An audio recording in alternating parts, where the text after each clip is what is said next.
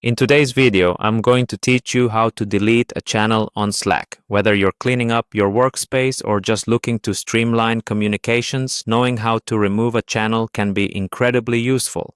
Let's go through the steps together to ensure a smooth and effective process. First things first, open your preferred web browser and head over to the Slack website. If you aren't already logged in, you'll need to do so.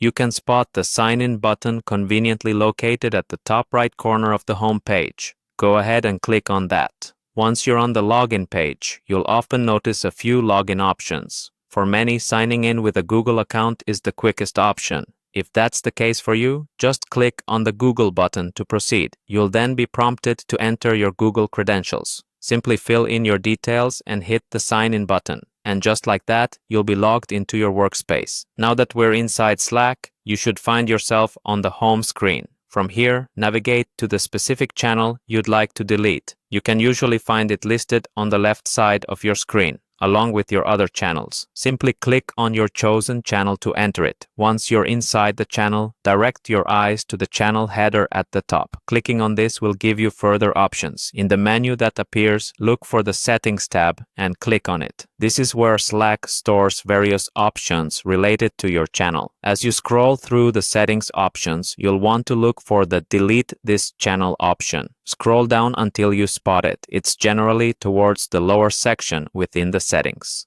Once you see it, go ahead and click.